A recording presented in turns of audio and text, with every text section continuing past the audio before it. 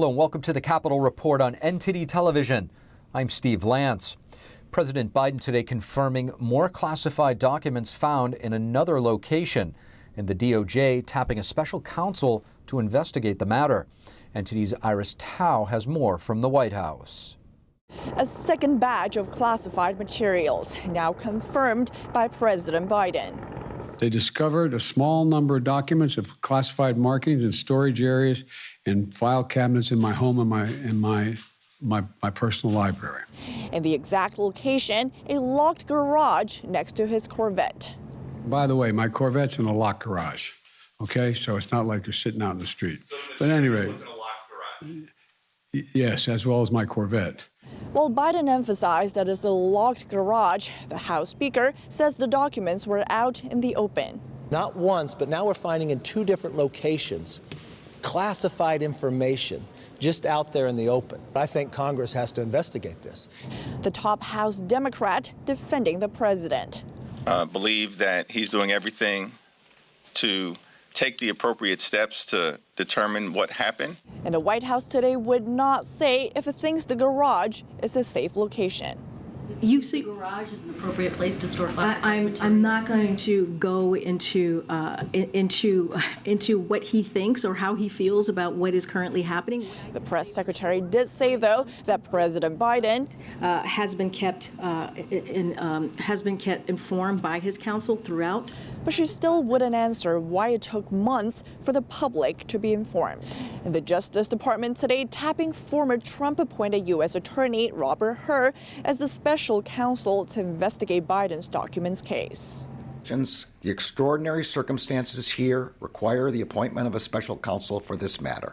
The White House says a search for documents was completed last night. The DOJ says Biden's lawyers found another document just this morning at his Delaware home.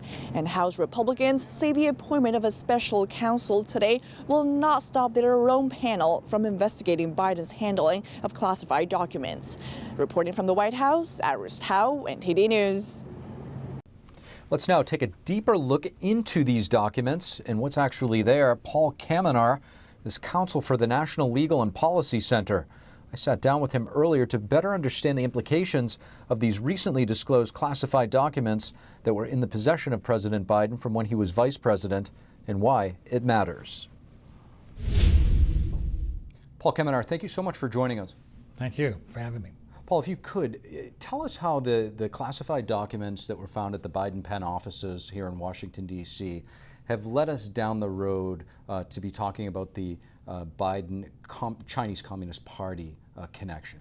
Yes, there is a direct connection here because the Penn Biden Center is funded, of course, by the University of Pennsylvania, and our investigation, in fact, our complaint against the Biden Center with the Department of Education is that they are getting a lot of money from China, from the Chinese communist entities there, that are really unaccounted for. There's about $63 million that was given to the University of Pennsylvania over the last few years.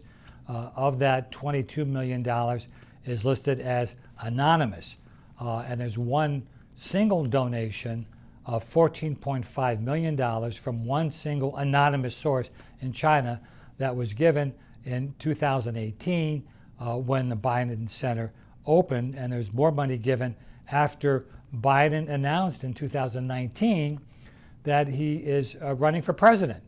So with the recent establishing of a bipartisan China select committee in Congress with the new Congress, do you think that this is something that they will look into? Is it something within their jurisdiction? What do you think? Yeah, this new select committee is charged with looking at the connection between China and the United States and its implication for our national security with respect to selling secrets to China in terms of competitiveness, et cetera. But there's a big national security issue here, and for sure this committee will look into it, and the National Legal and Policy Center will be giving all our information that we have about China and the Biden Center to the committee to have them investigated as well. There's one interesting other connection between University of Pennsylvania and the Biden Center and so forth, and that's the Hunter Biden connection. Now, Hunter Biden received thousands and millions of dollars from a Chinese energy company, and his laptop was showing that some of this money was being earmarked 10% to the so-called the big guy. And the information is that the big guy is referenced to his dad, Joe Biden. So there's a serious question about whether the president is compromised with respect to our dealings with China, and that's why our group, the National Legal and Policy Center, filed a complaint with the Justice Department that Hunter Biden and the Penn Biden Center is violating the Foreign Agents Registration Act, that because they're getting this money from China, they have to register as a foreign agent. So that also should be investigated by the House committee as well. Paul, there are reports that the Biden administration, the president himself, may have known that these documents were there and had been found months ago, specifically with regard to the midterm elections. Why do you think that they kept them under wraps, and what implication does that have? Well, that's a good question. Why did they not disclose this a lot earlier? The original set of documents were discovered on November 2nd.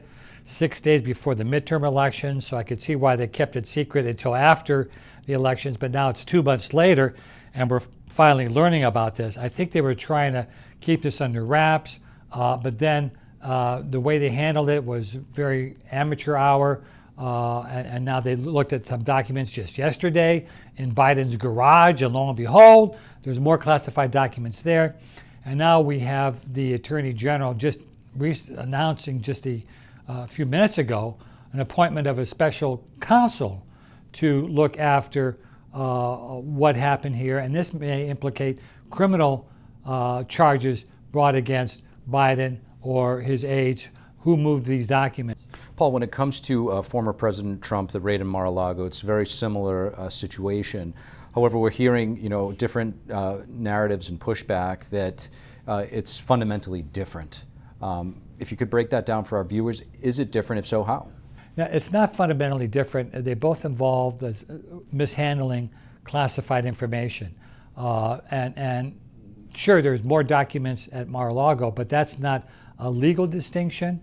The other distinction is that President Trump had the authority to declassify the documents he took from the White House down at Mar-a-Lago. Joe Biden, as vice president, did not have that authority. So he could not claim that, I declassified these documents. So that's a difference that actually favors Donald Trump.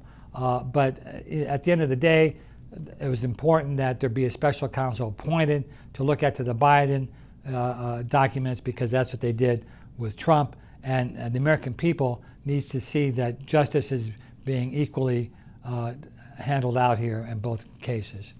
Paul Kaminar, thank you so much. Thank you. Countering the Chinese Communist Party. It's one of the areas of agreement between most Republicans and Democrats. Today, the House banning oil reserve exports from being sent to any entity owned or controlled by the Chinese Communist regime. NTD's Melina Wisecup brings us more from Capitol Hill. America's emergency oil stockpile sits at its lowest level since the 1980s. In a bid to lower gas prices, President Biden launched a plan to release 180 million barrels, some of them sold to Unipec, a company under the authority of the Chinese Communist Party-owned Sinopec. China now controls the world's largest government-controlled stockpile of oil, with almost 1 billion barrels, at the expense of American taxpayers and our energy security. Aimed at prohibiting the Department of Energy from doing this in the future, the U.S. House of Representatives passed a bill on a vote of 331 to 97. All Republicans and most Democrats supported it. Those who opposed it argued that the GOP bears responsibility for exports to China. America should not be exporting our crude oil exports to an adversary. And that was our national policy for 40 years, until a Republican-controlled Congress authorized sending American crude oil abroad in 2015. Opposing Democrats called for a broader bill that would ban emergency oil sales to China, North Korea, Iran, and other U.S.-sanctioned countries. Now this bill is headed over to the Senate, where its fate is unclear, but I wouldn't rule out the possibility of it passing the Senate during this Congress. That's because of the bipartisan nature of this type of bill, although Senate Leader Chuck Schumer would need to see this as a priority to bring it to the floor for a vote. Now going back to the House's actions on China so far. So this week they've taken 2 actions with regards to China.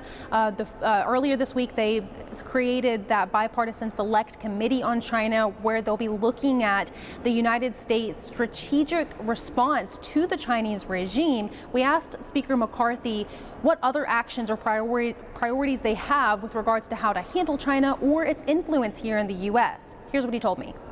A number of reasons why I believe we have lost jobs to China, our intellectual property, because many times we don't speak with one voice from America. What I am trying to accomplish is get members on both sides of the aisle from all different perspectives, not just from a militarily, from financial, from agriculture and others, to bring those jobs back to America, to make sure China's not with inside America buying our farmland and others. Get a level playing field for competition. We watched during COVID. And Speaker McCarthy did add that he has been in discussion with the Democrat leader Hakeem Jeffries on this issue. So it's clear China will be one of very few areas that will see some bipartisan cooperation over the next 2 years. Reporting in Washington, D.C., Melina Weiskup, NTD News. Thank you for watching the Capitol Report. If you want to see our full broadcast, check us out at epochtv.com.